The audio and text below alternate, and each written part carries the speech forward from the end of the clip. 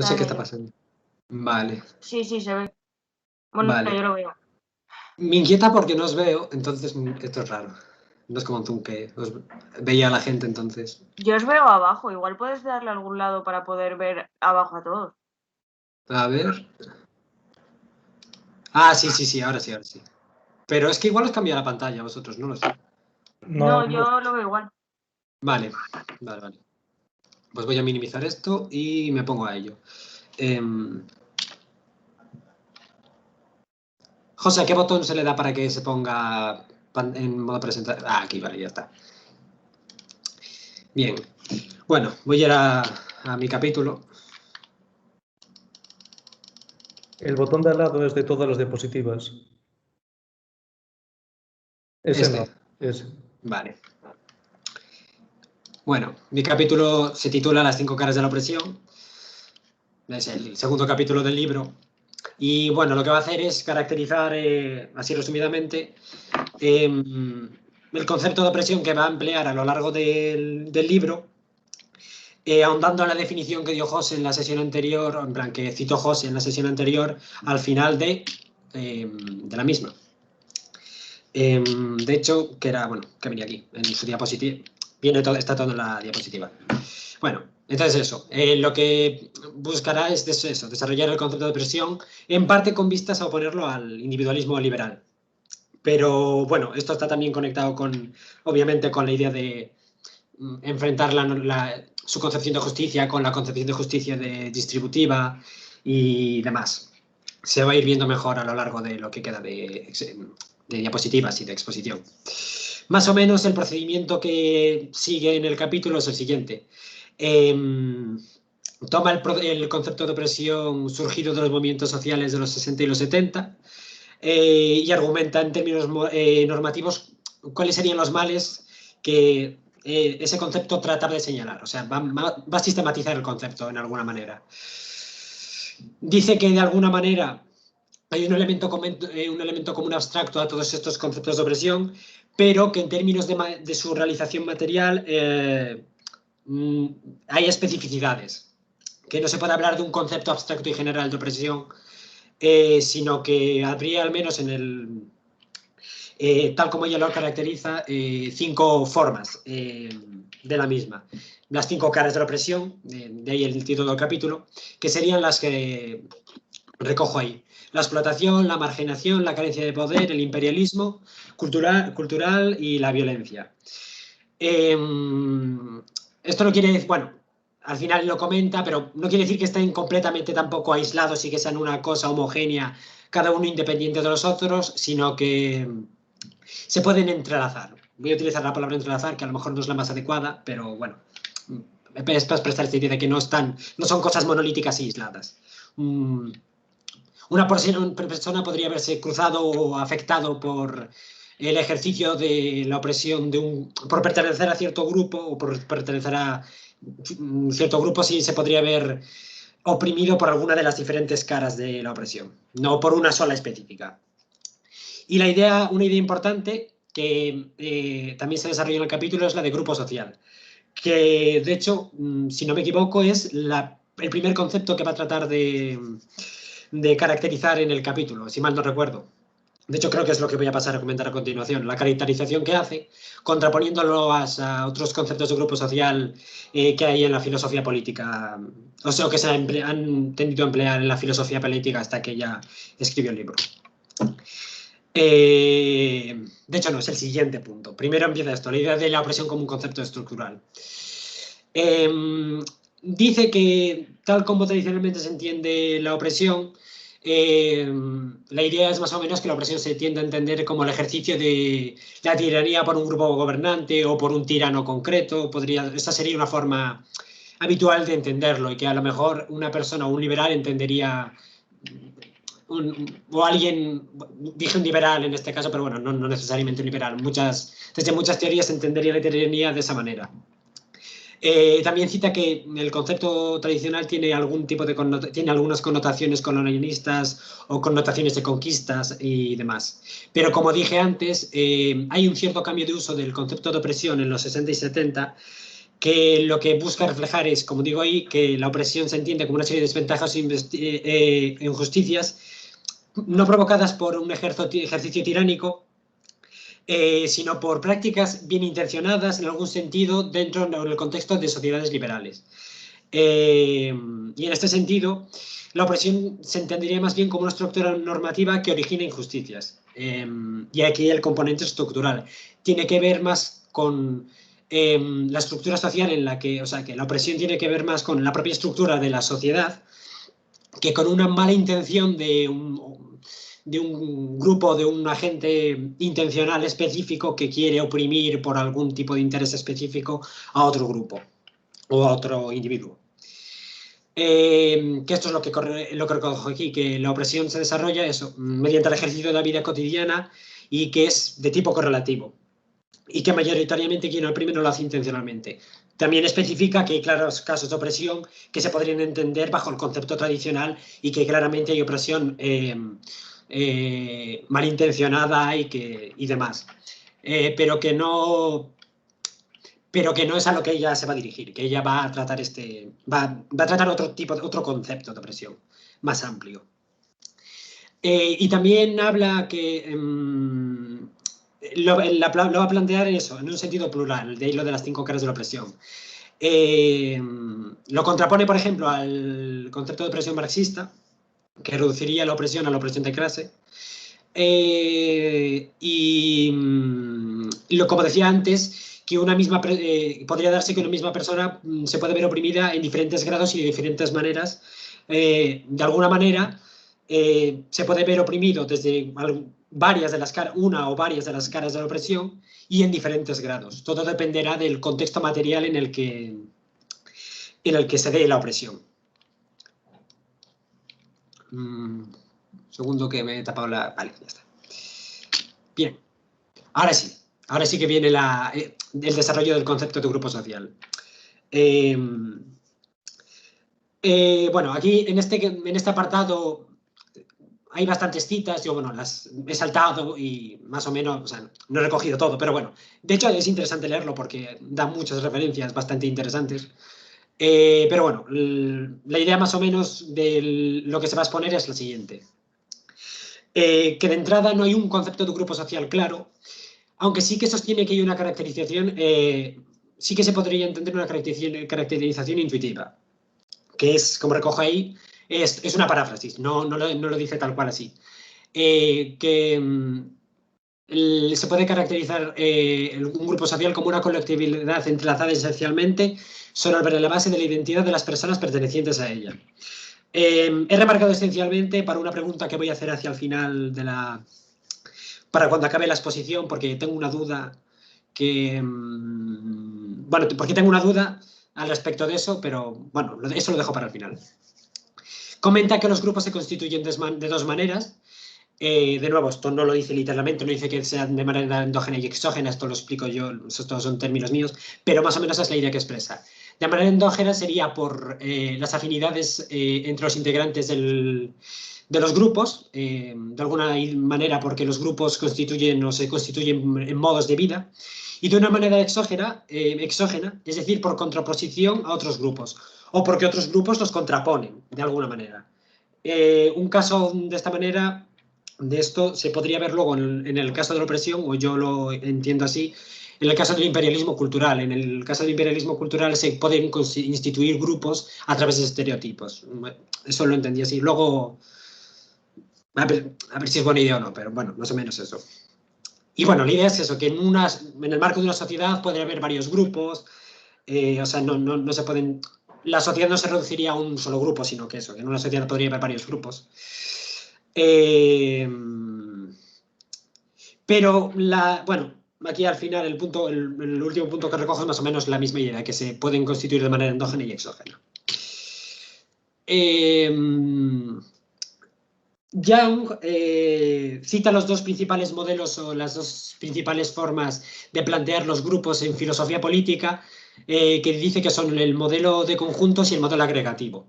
Y dice que los 2 tienen un problema de fondo que tiene que ver con que son metodológicamente individualistas. Los comenta primero por separado, pero bueno, luego más o menos va a señalar que tienen un problema en común que tiene que ver con esa metodología como tal.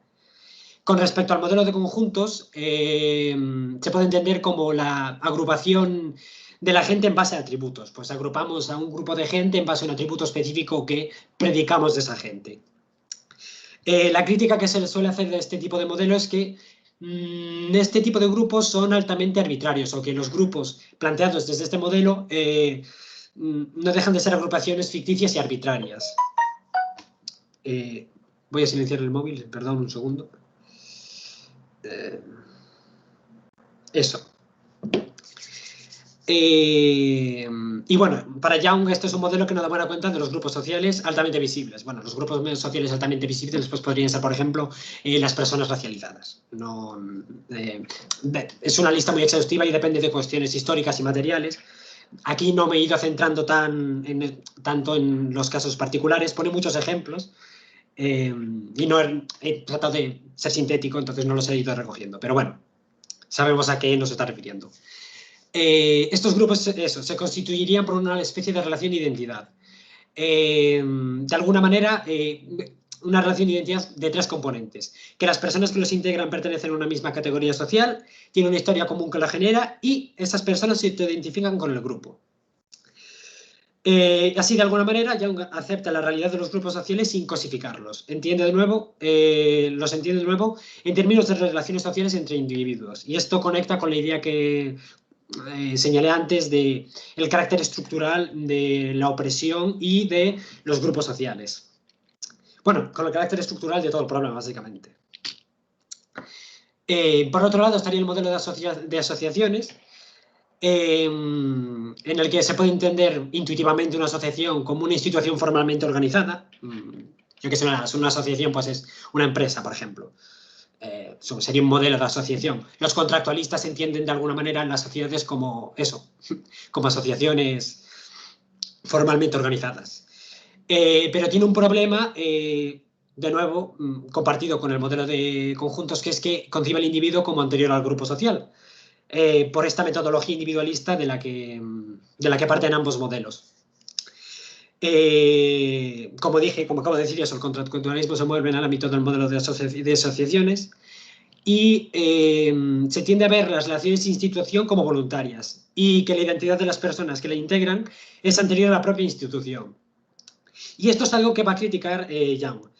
Y va a afirmar que la individualidad se constituye en parte por pertenencia a cierto grupo. Esto de en parte es importante, es decir, la individualidad no solo se constituiría por la pertenencia de una persona a un grupo, sino que parte del componente de su individualidad sí que depende del grupo al que pertenece. También es importante decir que, porque lo dejé fuera de las diapositivas, que a lo largo de la vida de una persona, esa persona puede cambiar de grupos sociales por los cambios que vaya experimentando a lo largo de su vida y demás. Eso no lo recojo en la diapositiva, pero bueno, hay que tenerlo en cuenta. De nuevo, el problema que señala ella es que ambas metodologías son individualistas y dice que de corte cartesiano, supongo, bueno, eso. Porque se ubican las personas eso, como previas al grupo y su conciencia, aquí la idea del corte cartesiano, como anterior al lenguaje y fuera del contexto de interacción social. Y Young, frente a esta concepción, plantea teorías o metodologías que han puesto en entredicho esta idea de plantear al individuo como anterior al grupo social. Y pone, por ejemplo, como ejemplos, el estructuralismo. Bueno, más bien que el estructuralismo cita, de esto no sé mucho, así que no tal, pero bueno, el psicoanálisis lacaniano es el ejemplo que pone en concreto y la teoría social. Aunque por lo que entendí ella se centra más en la propuesta de Habermas y en la teoría de la acción comunicativa, donde la identidad individual se puede entender como producto de la interacción lingüístico-práctica entre los agentes que participan de la comunicación. Entonces, pues se podría entender de alguna manera la identidad individual como una autopercepción originada en las relaciones del individuo con su contexto social, básicamente en las relaciones con el resto de individuos. De alguna manera plantea un problema contra el modelo agregativo, es decir, contra las asociaciones, utilizando el término de Heidegger de proyectabilidad. Esto en la traducción o sea, tal como viene traducido bueno, lo traducen así, no sé cómo será el término original de Heidegger, pero bueno, la traducción que viene en la edición en castellano es proyectabilidad. Entonces la idea es la siguiente. La proyectabilidad dice que alguien se descubre como perteneciente a un grupo experimentando como si siempre hubiese existido. Yo lo entiendo más o menos como afinidad de grupo. Esta parte me costó entenderla bien, pero bueno, más o menos es la idea que subyace al concepto de proyectabilidad. Bien. Bueno, esto es más o menos a grandes rasgos, esta sería... Me salté una diapositiva. Vale. Como dije antes, esto lo comenté antes, los grupos también se podían constituir por oposición. De hecho, un grupo se puede constituir por personas ajenas a los integrantes del grupo sin que estas personas que lo integran sean conscientes de ello. En ciertos casos, para la concepción agregativa, el origen de la opresión puede ser este, pues como entienden que los grupos son ficciones que esencializan ciertos atributos arbitrarios, se les oprimiría por pertenecer a tal grupo. Y Young sostiene que de alguna manera negar la existencia de los grupos es algo que no es adecuado, y menos en el contexto de la globalización, donde en realidad la proliferación de grupos se ve reforzada. Y que de alguna manera la existencia de grupos para ella es tanto inevitable como de hecho deseable. Y dice que eso lo argumentará más adelante, no en este punto. Y de nuevo, sostiene que la existencia de grupos no es opresiva por sí, sino que el problema es que el grupo esté sujeto a alguna de las 5 de las caras de la opresión que cité antes y que es el siguiente punto del capítulo. Bueno, aquí hay una errata. Lo que sí que dice es que su caracterización de grupo no es que una caracterización de grupo no opresiva requeriría de rechazar el esencialismo y de dar una caracterización más flexible, es decir, de ver a los grupos como entidades algo más fluidas. Y eso engarzaría con la idea de que una persona pueda a lo largo de su vida pertenecer a diferentes grupos. Y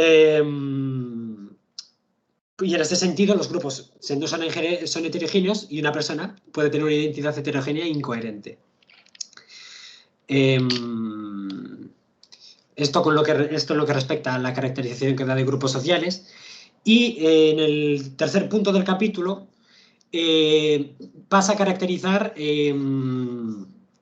pues las 5 caras de la opresión, los distintos tipos de opresión que asume que ella sostiene que hay. Da muchos ejemplos, de nuevo me he saltado varios, porque son demasiados como para meterlos todos en la diapositiva, entonces he ido recogiendo ejemplos varios y demás. Lo suficientes para que queden claras las cosas.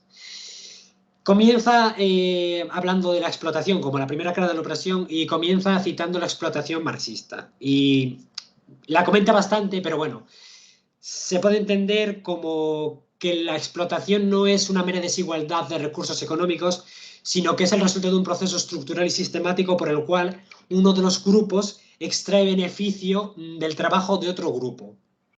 Es importante aquí darse cuenta de que la explotación se da en el ámbito, en la esfera del trabajo, dentro de una sociedad. En el sentido marxista. Y Young sostiene que el concepto marxista es excesivamente limitado. Pues no explicaría otros tipos de explotación. Y pone un ejemplo en este caso, con que el género femenino ha sido históricamente explotado mediante la transferencia a los hombres de los resultados de su trabajo material y la transferencia de su energía sexual y de la crianza. Y que para Young no es como tal el problema la tarea, sino que hay una relación estructural de explotación en ese proceso. De nuevo, todo esto tiene que ver con que la opresión tiene un carácter estructural. Contraponiendo todo esto con las metodologías individualistas. Y también comenta que, sin embargo, esta explotación no se reduciría solamente al ámbito de la familia patriarcal, sino que hay muchos más ejemplos. Por ejemplo, en el ámbito laboral y estatal, habiendo las mujeres adaptado la responsabilidad afectiva y de crianza, apartándose los hombres de dichos ámbitos, las mujeres han pasado a depender del Estado en términos de subsistencia, en algún sentido. Esto lo explica mucho mejor ella en el capítulo, así que invitaría a leer el capítulo, porque además es súper claro, se entiende bastante bien, y da muchos más ejemplos de todo esto que estoy diciendo. Bien. Esto es lo que se refería, por ejemplo, al caso de... a un caso, pero también había ejemplos, por ejemplo, con las personas racializadas, donde Young sugiere que un término adecuado para hablar de cómo se puede referir a la explotación que sufren estas personas o estos grupos es el de trabajo de servir. Es decir, que el tipo de trabajo que desempeñan estos grupos suele verse, o sea, en el ámbito de la esfera de trabajo suele ser tipos o trabajos que tienen que ver con servicios de tipo doméstico, por ejemplo. Que serían trabajos que se verían más de un tipo más auxiliar a trabajos más cualificados y por los cuales a estas personas se les daría menos reconocimiento. Un ejemplo de este tipo de trabajo pues es el de la asistencia doméstica, sería un ejemplo claro de trabajo que tradicionalmente pues lo han desempeñado personas pues en España, gente de origen de origen latinoamericano, por ejemplo, mujeres de origen latinoamericano es quien ha tendido a desarrollar estos trabajos recientemente. En este sentido, el paradigma distributivo fallaría bastante al considerar estas formas de explotación porque como reducían el problema de la explotación a cuestiones que tenían que ver con la mera desigualdad de la riqueza, estaban obviando la raíz del problema, que es que las energías de ciertos grupos en la producción son transferidas a otros de manera desigual bajo el seno de las instituciones. En este sentido, la solución no tiene que ser meramente distributiva, no es cuestión de dar o redistribuir la riqueza, sino de que haya un cambio institucional que permita que grupos oprimidos en términos de explotación dejen de estar oprimidos en esos términos. Básicamente un cambio institucional o estructural, no de redistribución. De nuevo, eso, una crítica al paradigma distributivo. La segunda cara de la opresión sería la marginación. Que está también relacionado con la esfera del trabajo, pero en este caso no es que se relegue a ciertos grupos a desempeñar ciertas actividades, sino que son excluidas del sistema de trabajo, ya sea porque no se les quiere usar o porque no se les puede integrar. Y en este caso, la cantidad de grupos que se ve afectado por este tipo de opresión es muy grande.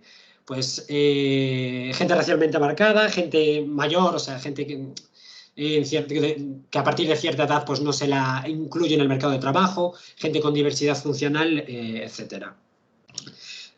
No solo, o sea, en realidad aquí la lista es enorme y es fácil poner ejemplos. En cierto momento creo que dice, esto corregidme al final, si no es así, que es una de las formas o que se podría ver como una de las formas más peligrosas de opresión, porque expulsa a la gente de la participación útil de la sociedad y en consecuencia los aboca a la privación a ciertas privaciones materiales graves. Y habla de exterminios en ciertos casos. Y en este caso, esta situación es claramente injusta y se puede señalar que sobre todo es claramente injusta en sociedades opulentas. Y comenta que el Estado de Bienestar ha sido incapaz de tratar de paliar estas desigualdades, en parte por plantearlas desde el sistema distributivo. Bueno, como recojo en el primer punto de esta diapositiva. Además, las medidas redistributivas tienden a generar dos problemas, o sea, a la hora de intentar paliarlos han tendido a generar dos problemas a mayores. O sea, la solución ha generado problemas. El primero es el siguiente, que a la hora de dar la prestación, o sea, a la hora de prestar o intentar o de satisfacer a las personas marginadas, estas personas a las que se les ha dado esa ayuda se han visto privadas de ciertos derechos y libertades que el resto de personas pertenecientes a otros grupos sí que disfrutarían. De alguna manera, se puede entender esta injusticia como una forma de dependencia. La gente dependiente se vería privada de su libertad de decidir y saber qué es bueno para ellos, siendo los administradores públicos de las ayudas del bienestar quienes determinan para estas personas qué es lo que es bueno para ellas. Se puede resumir como que se suspenden sus derechos a la privacidad, al respeto y a la elección individual. Estoy más o menos parafraseando lo que dice Young en esta diapositiva. También dice que por sí misma la dependencia debería implicar la marginación. O sea, es fácil imaginar, imaginar sociedades en las que, es fácil imaginar que la dependencia no puede desaparecer en algún sentido, que va a haber gente dependiente en algún sentido, pero lo que es deseable es que a pesar de que alguien sea dependiente, no se vea oprimida por el hecho de depender en ese sentido. Vamos, básicamente que no se vea privada de esos derechos de participación útil en la sociedad. Y en ese sentido, de nuevo, contraponiéndolo con la metodología individualista, sostiene que la visión de que la autonomía es requisito para la ciudadanía tiene un origen individualista de las relaciones sociales masculinas que valoran la competencia y el éxito individual. Esto con lo que respecta al primer problema. Segundo, no lo he marcado, bueno, lo marco luego. Segundo. Vale.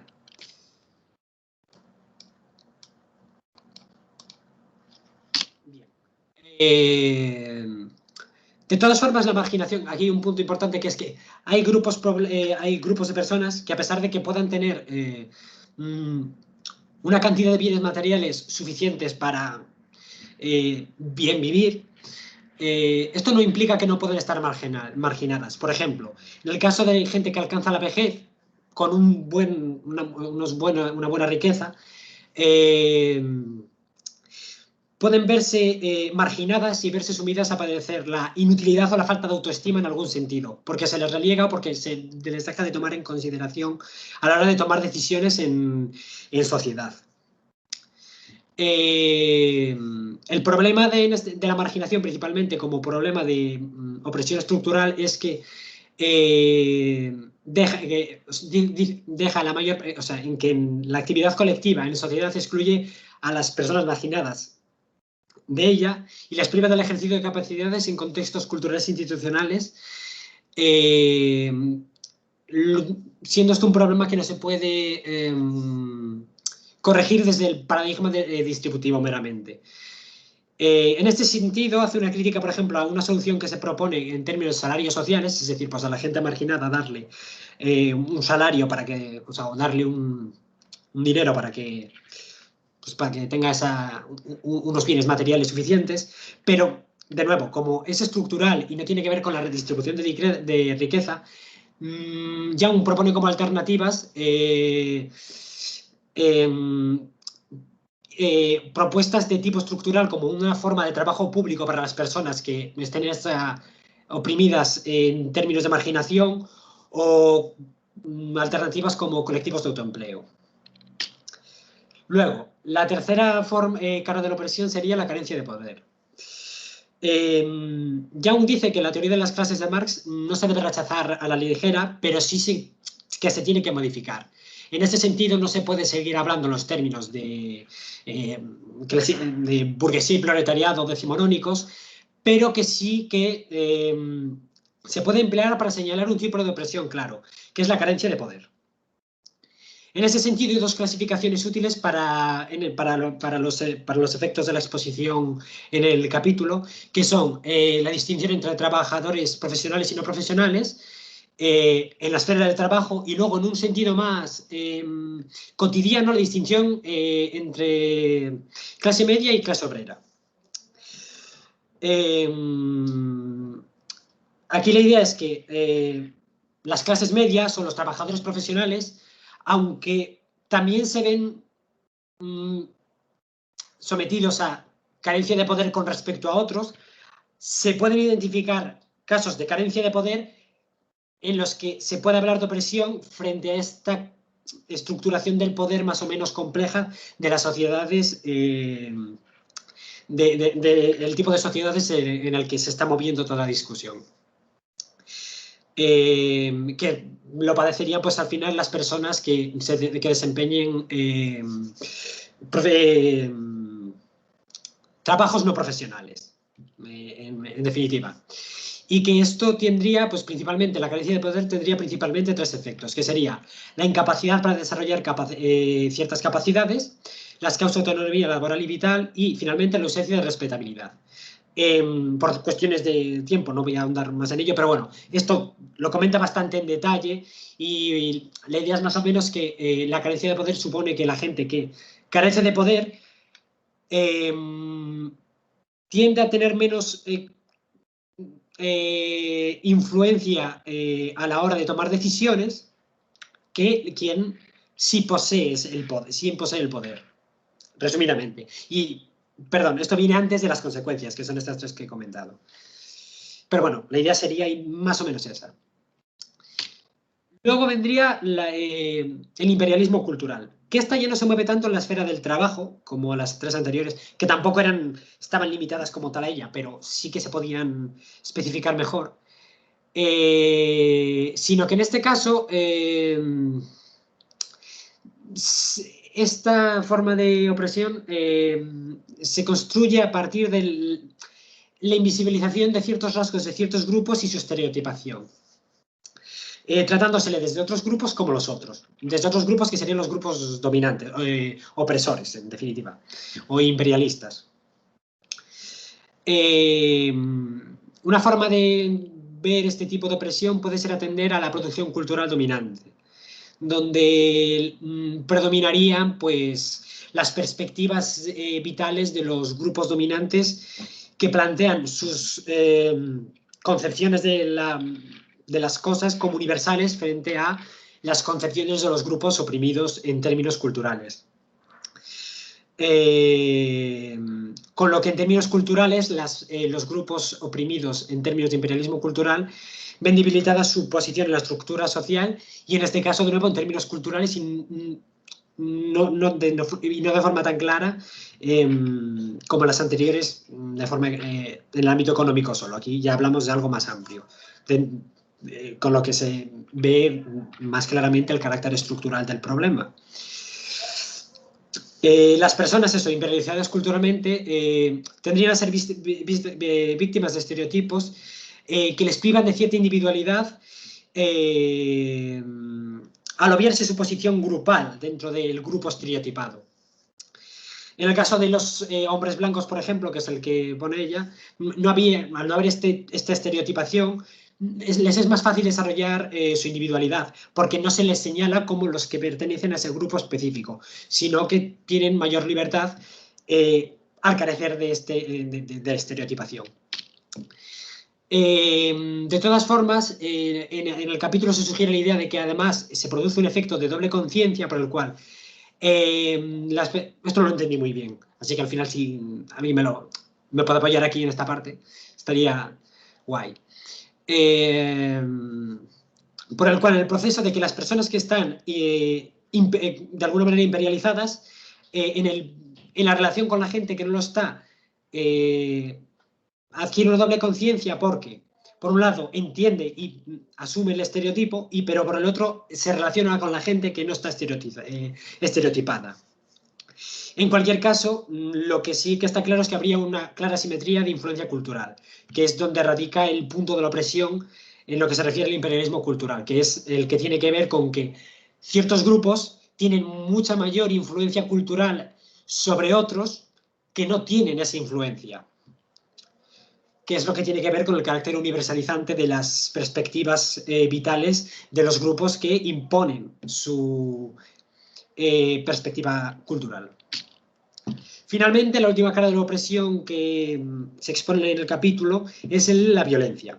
En este caso no se refiere solamente a la violencia física, sino que da una descripción más o menos exhaustiva de otras formas de violencia, como podría ser el acoso, la humillación, la intimidación o formas similares de violencia.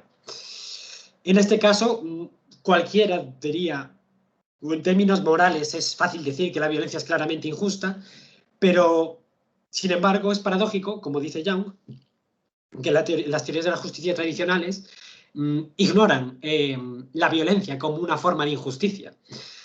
De todas formas, sí que se puede establecer una distinción, porque tienden a ver la violencia de una forma, esto es más sutil, o sea, se plantea de forma más sutil en el capítulo, y es que estas teorías a lo mejor tendrían a ver la violencia más como una cuestión individual, de nuevo, como que alguien racionalmente decide ejercer la violencia sobre otra persona, más que como una condición sistémica por la cual ciertos grupos se ven abocados a ser pacientes del ejercicio estructural de opresión, de violencia sobre ellos, por pertenecer a dicho grupo. Además, esta predisposición a padecer esa violencia le supone una pérdida de libertad, y de dignidad y de energía. Y en el caso de energía, es claro porque tienen que dedicar mayor energía a estar o atender a evitar padecer esa violencia, algo que los grupos que no padecen o que no padecen este tipo de opresión no pierden energía en ello.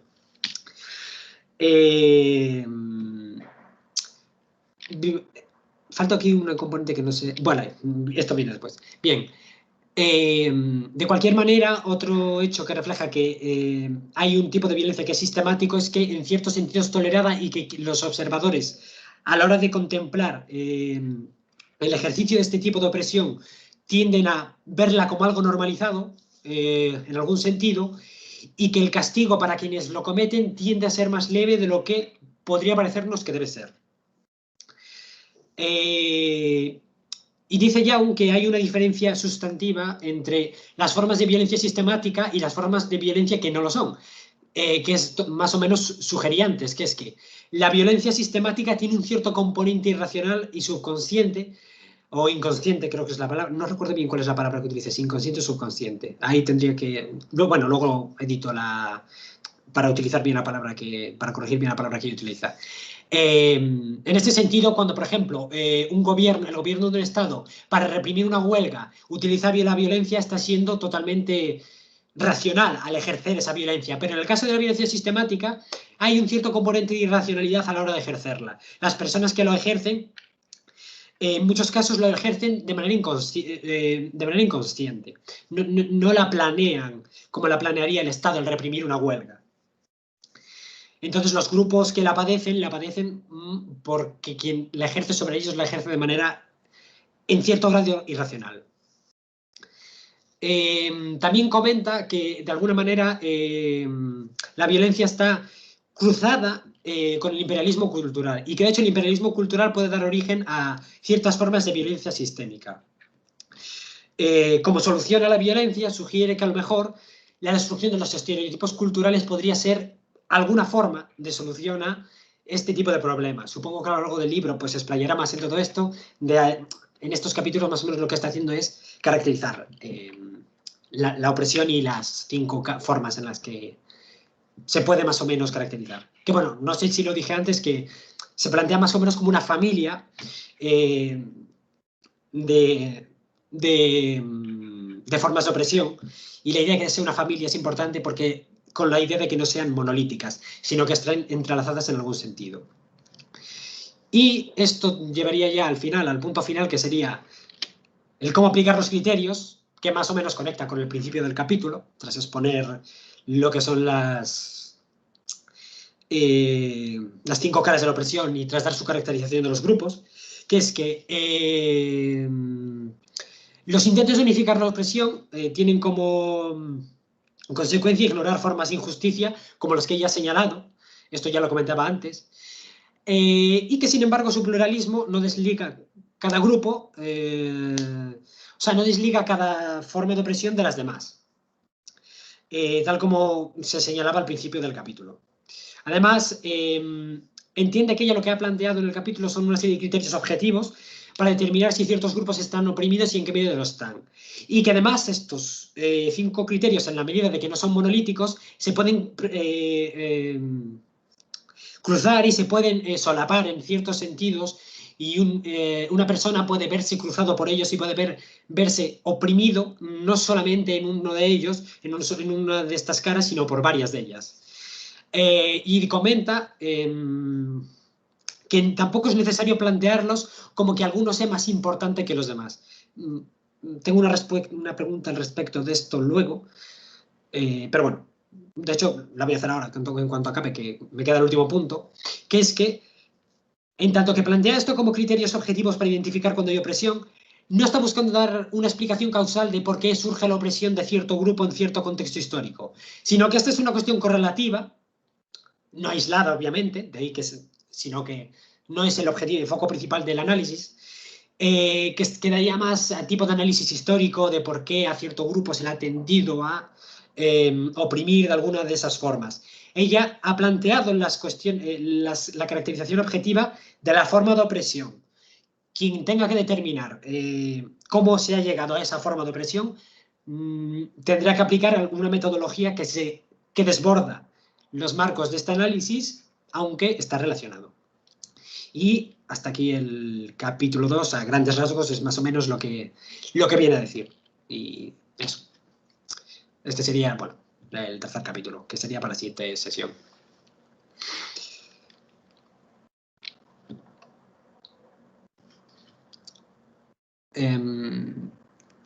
No sé si hay preguntas o si dejo de compartir el PPT o qué hago. Sí, deja de compartir. Vale, perfecto, porque así puedo veros bien sin problemas. Bueno, tenía dos preguntas. La primera, antes comenté que no estaba seguro de si era un error mío o lo había entendido mal, que ella comentaba en el libro que la marginación podría ser una de las formas de opresión. Esto es un detalle, a ver, es una tontería, pero que la marginación se podría ver como una de las peores formas de opresión, pero luego al final comenta que no hay que plantear que ninguna de ellas es peor que otras, o sea, que no es necesario plantear esta cuestión. De alguna manera, ¿no es un poco contradictoria esa afirmación?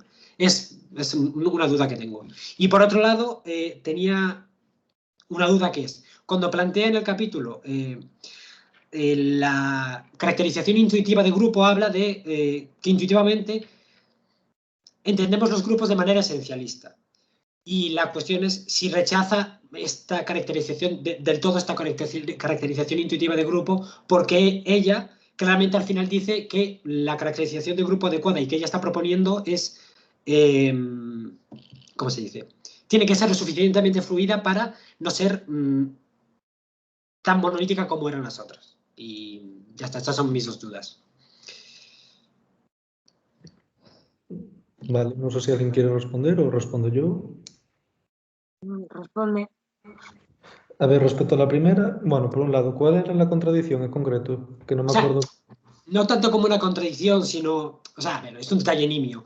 Y además, por eso quería saber si era fijo que decía eso, porque como esas páginas las leí hace unos días, no lo tenía claro del todo. Creo que en el apartado de la marginación dice que la marginación se puede ver como una de las formas de opresión más peligrosas. Y luego, cómo aplicar los criterios, comenta que no es necesario entender que ninguna de las formas de opresión es peor que las demás. Más o menos esa es la idea. Entonces, en algún sentido se puede entender algo como un poco inconsistente esta postura, a lo mejor. No, o no. A mí no me parece consistente, pero en el sentido de que más o menos todas ellas implican ciertas motivaciones a las personas para actuar de cierta modo u otro. Bueno, si quieres hablar, Dafne, en plan. Sí, bueno, hola a todas y a todos. Yo soy Dafne, los estoy escuchando desde la Ciudad de México y me pareció fantástico como encontrar este grupo porque estoy trabajando con los textos de Iris Young. No los veo porque no sé por qué mi computadora, creo que es por mi internet que se quita el video, pero bueno, no sé si ustedes me ven, pero espero que me escuchen Sí, bien. Ya. Y pues creo que a esta pregunta, porque también ya me la había topado, creo que tiene que ver con que entiende lo justo, sí, como muy cercano a la participación activa en las instituciones, ¿no? Entonces, pues sí, si las personas están marginadas, no van a poder como participar en las instituciones o transformar las instituciones. Perdonen, el ruido son mis vecinos. Pero creo que justo también es porque en algún punto, no recuerdo bien si es en este libro o en algún otro, plantea que puede haber dominación, me parece que es así, sin opresión, pero no opresión sin dominación, o una cosa así. Y creo que tiene que ver con esto, ¿no? Con que si participan activamente en la toma de decisiones, pues, no, pues pueden reducir las otras formas de opresión, o al menos por ahí yo lo había entendido y por ahí lo he trabajado, entonces espero que sí sea así. Eso lo ponía en el primer capítulo de este libro, de que podía haber ¿cómo era? Dominación. Opresión sin dominación. Sí, sí, un poquito. Un poco. De todos modos, a mí me parece igual de que la marginalización es de todos, por ejemplo, igualmente que el imperialismo cultural, que implica ciertas motivaciones, por ejemplo, o ciertos enfoques que tenemos hacia ciertas personas, que implican cierta direccionalidad de nuestras acciones, en el sentido de, por ejemplo, cuando nos marginalizan en clase, por ejemplo, mítico que estás en el instituto y te marginalizan por ser el, no sé, el rarito, el friki, o todo este tipo de estereotipos que podemos tener. Pero de todos modos, todos entre sí más o menos hacen como un tipo de líneas que se correlacionan. O al menos yo lo entiendo así. Yo lo entendí exactamente igual, o sea, me parece que no es que se contradiga, sino que al final la marginación, o sea, el que alguien esté marginado es mucho más explícito y mucho más aparentemente dañino, pero al final, o sea, me parece que es eso, es lineal, sin, todas confluyen y participan en que se refuercen. Entonces, bueno, es un poco, lo han dicho ya ellos dos, no tengo nada más que añadir, pero era para mostrarme de acuerdo. Vale. O sea, no sé, a ver, a mí, por ejemplo, me gusta bastante el capítulo me gusta bastante. No me acordaba de él cuando lo empecé a leer y ahora lo he leído con más atención y tal. Me gusta bastante porque aunque ella plantee esas 5, creo que es posible extenderlas en realidad. O sea, se podrían dar más o caracterizar más formas de opresión partiendo de esta base de alguna manera. Y me parece un marco bastante bueno para ello, sinceramente. O sea, sí, como comentario. Claro. Y bueno, eso, luego lo de que están entrelazadas, eso también, creo que en el capítulo los pone muy bien, el cómo ella sí que comenta y va señalando cuando hay conexiones entre ellas y demás. Y eso también, en ese sentido, el hecho de que crea que se puede extender o que se puedan dar aún más caras de la opresión, o que se pudieran caracterizar, si están entrelazadas, le daría más consistencia a la postura en algún sentido, creo yo. Y bueno, un comentario, sin más. Bueno, entonces yo tengo una pregunta, porque no sé si es algo que algo que dijiste, pero no sé muy bien si realmente ya es lo que decía. Es respecto a la violencia racional y irracional, que por ejemplo dice el caso de la violencia racional del Estado. Pero realmente, si esta distinción si la violencia del Estado no es sistemática, perdón, era eso concretamente, de cómo, porque hacías esa diferenciación, bueno, la hace Jan, pero ¿cómo que el Estado no tiene violencia sistemática? No es sistemática en el sentido opresivo que ella está caracterizando. Es decir, no es una violencia sistemática opresiva en el sentido de que un grupo social se ve oprimido por la pertenencia a ese grupo social. Igual ahí el error lo cometí yo, tendría que ir ahora al texto a mirar otra vez. Pero bueno, si claramente el Estado comete opresión sistemática, la idea importante es que la violencia sistemática, en términos opresivos, que ella está caracterizando, es de tipo irracional. Esa es la idea. No es como el Estado que organiza racionalmente el ejercicio de la violencia hacia ciertos grupos por el motivo X. Es una acción intencional con unos medios y unos fines especificados claros y una intencionalidad totalmente clara. En este caso, la violencia sistemática de la que ella está hablando, de nuevo, es inconsciente y es inintencional. Ese es el punto relevante. Así que seguramente sea un error mío el haber dicho que era que el Estado no cometía violencia sistemática contra... o sea, que el Estado no cometía violencia sistemática. Eso ha sido un error mío, claramente. O sea, tiene que serlo, sin más, a la hora de hacer la exposición. Vale, vale. Y después esto relacionado, por ejemplo, de que no sé si podríamos comentar en otros casos, como es en el caso de marginalización, el mismo concepto de que es sistemático, tanto como el tipo de opresión de imperialismo cultural, pero, por ejemplo, de enlazarlo con teorías antiespecistas, o mismo que ahora hay ciertas éticas que vinculan ética y, por ejemplo, videojuegos y inteligencia artificial.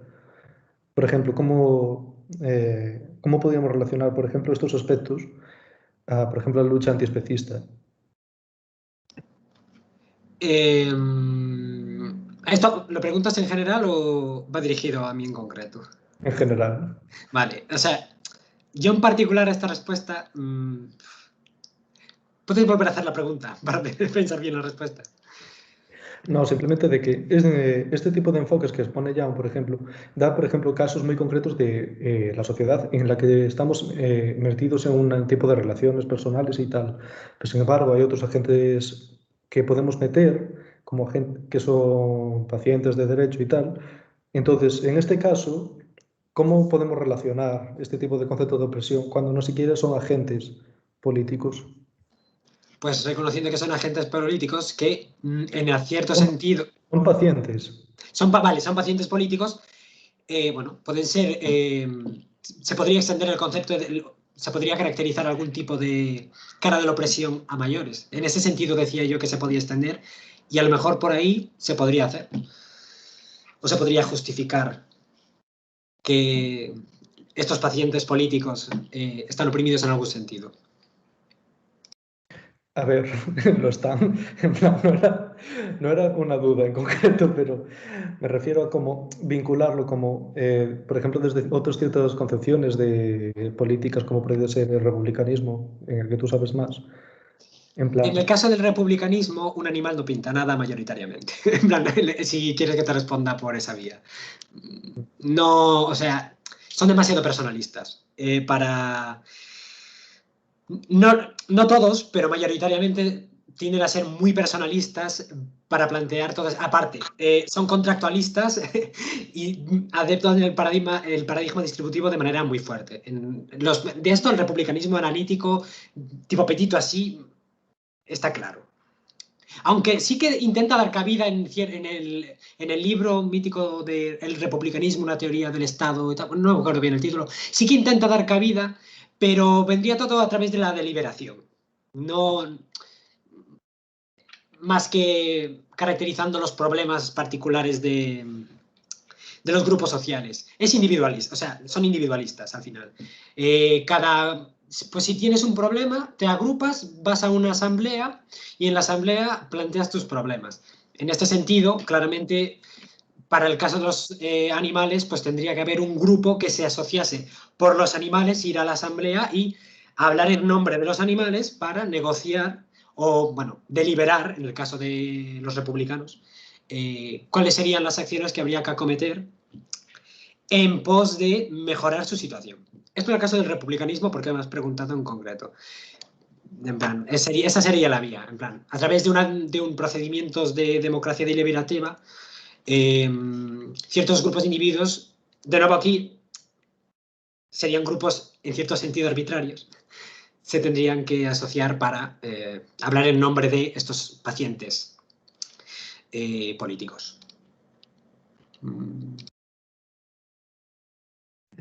bueno, y finalmente preguntaros de cómo podríamos vincular realmente este tipo de caracterizaciones de la opresión a, por ejemplo, a tipos de relaciones económicas, concretamente, por ejemplo, en los casos de, si fueran legales, al menos aquí en España no lo es, por ejemplo, en el caso de relaciones de explotación sexual, en caso de prostitución y tal, en plan, porque nosotros tenemos la concepción liberal de que opresión es únicamente cuando no está en la ley o es coerción forzosa. Al menos eso normalmente. Sin embargo, ya aquí estaría metiéndonos ya de que este tipo de, hay ciertos tipos de trabajo y tal, que sobre todo, por ejemplo, en el caso de las mujeres, es algo muy sistemático, de hecho es un tipo de violencia, al menos para mí, por ejemplo, el caso del trabajo sexual. ¿Cuál es tu pregunta?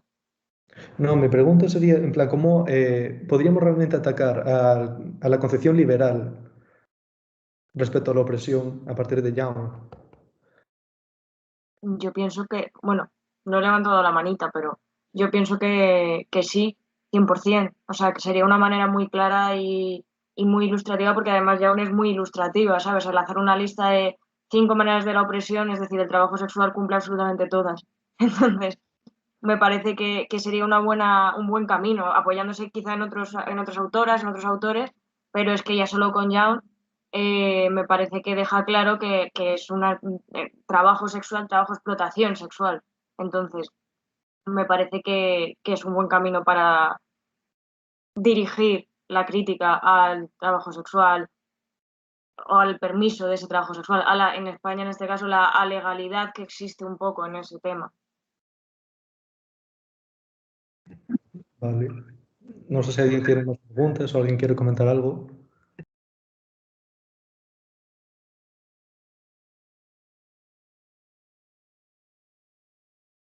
Sí, yo tenía la primera pregunta que hice,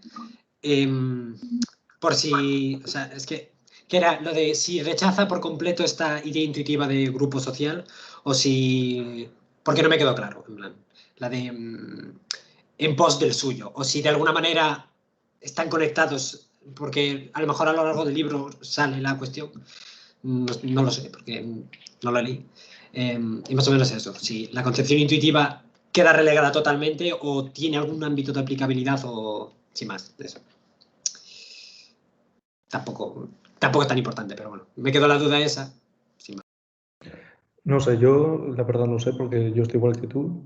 Bueno, aún estamos empezando a leer el libro, entonces a lo mejor lo veremos más adelante. Pero bueno, lo dejamos como idea marcada para el futuro. Creo que no es en este libro, pero tiene un libro que se llama Inclusion and Democracy, o bueno, no sé cómo se llama en español, pero ahí distingue como entre los agregados, que son como, digamos aquí, filósofos y filósofas del mundo que no tienen nada en común, pero que por ser filósofos y filósofas pueden como pertenecer al grupo de agregados, las asociaciones que son las que ya habías visto, y los grupos sociales que distingue entre grupos culturales y grupos más estructurales, donde justo entrarían como personas racializadas o el género o la división por orientaciones sexuales diversas o lo que sea, ¿no? Pero creo que según yo lo desarrolla allá. Yo también me había topado con esta discusión y concretamente para el caso del género, que es lo que yo trabajo, sé que hay un artículo que se llama Gender as Seriality, que retoma como el entendimiento de las series de Sartre y distingue que un grupo social, bueno, lo entiende ya como muy separado de la identidad y mucho más como por la negociación de intereses políticos compartidos que vienen de esa experiencia compartida de ser identificadas, en este caso, como un grupo social desde afuera. Pero creo que sí es algo que discute bastante, porque creo que se le señala incluso como, o yo he encontrado que la ubican dentro de la Identity Politics y escribió también un artículo explicando como por qué su concepción del grupo social no entra en el Identity o la política de la identidad. Pero creo que no viene en este libro, creo que viene en Inclusion and Democracy. Y ya. Muchas gracias. Bueno, no sé si hay más preguntas, supongo que no. Bueno, entonces podemos dar por finalizado la reunión de hoy y quedamos dentro de 2 semanas para comentar el capítulo el 3, sí. Es Que los pon- exactamente el día 13, ¿verdad? Te digo ahora, que miro en el Sí, justo calendario. el día, 2 semanas día 13, vale. Sí. Uy, que se me ha atascado. Vale. Sí, quedamos el día 13. Vale, perfecto.